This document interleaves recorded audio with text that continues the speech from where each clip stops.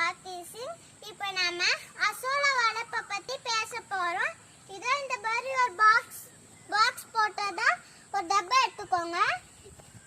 இல்ல தண்ணி நிறைய ஃபுல்லா ஊத்தி அசோலாக்கு சாணம் தண்ணியை மிக்ஸ் பண்ணிட்டு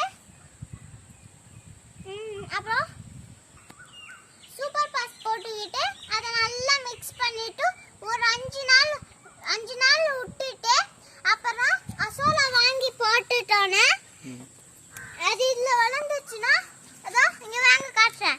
இதான் இந்த மாதிரி ஒரு இடம் எடுத்து இல்ல பல்ல நோண்டி இந்த மாதிரி ஒரு இடத்துல நோண்டி வச்சுக்கோங்க. இதுலயும் ஃபுல்லா தண்ணி நிரப்பி வச்சுக்கோங்க. இதுலயும் சாணம் அப்புறம் சூப்பர் பார்ட்ஸ் அதெல்லாம் போட்டு நல்லா மிக்ஸ் பண்ணி அது அப்புறம் அந்த 5 நாள் விட்டு அசோலா இருக்கு இங்க வச்சிருந்தோம்ல அந்த அசோலாவை எடுத்து ஒரு நாளுக்கு ஒரு டப்பா போட்டோம்னா நல்லா வளருங்க. வளர்ந்ததுக்கு அப்புறம் கொஞ்சம் எடுத்து கோழிக்கு சாப்பாட்டுல மிக்ஸ் பண்ணி வச்சுட்டோம்னா நல்லா சாப்பிடும். அங்க மீனுக்கும் போட்டாலும் நல்லா சாப்பிடும். நம்மளும் சாப்பிடலாம். நம்ம பைவே அப்படியே சாப்பிடலாம். இது கூலிங்கா இருந்தா தானே அசோலா வளரும்னாங்க. இது எப்படி இடம் கூலிங்கா இருக்குங்களா? இருக்கும்.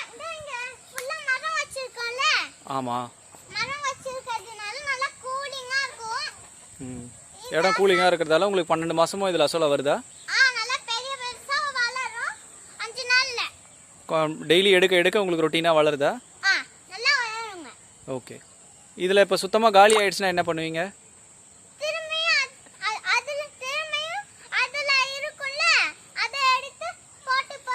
அந்த ட்ரம்ல வச்சிருக்கிறத எடுத்துன்னு வந்து இங்க திரும்பவும் போட்டு திரும்பவும் ஜெனரேட் பண்ணுவீங்க. ஸோ அது சாம்பிள் மாதிரி அங்கேயே வச்சுக்குவீங்க எப்பயுமே. அங்கே வச்சுக்கிட்டு இங்கே வந்து எல்லாம் ரெடி பண்ணிட்டு அதை எடுத்து வந்து இதில் போடுவீங்களா? இதில் வளர்ந்த உடனே இது எல்லாம் கோழிக்கு எல்லாத்துக்கும் சப்ளை பண்ணுவீங்க.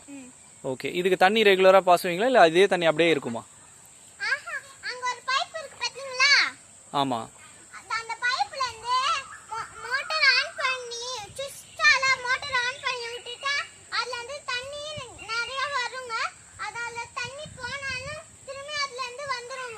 ஓகே. இதுல மீனும் வச்சிருக்கீங்களா? சரி. ஓகே. சின்ன மீன் பெரிய மீன் கூட வச்சிருக்கோம். சரி. ஓகே. அது அசோலா சாப்பிடுங்களா? சாப்பிடும். அது மீறியும் வளருது. சரி. ஓகே. தேங்க்யூ.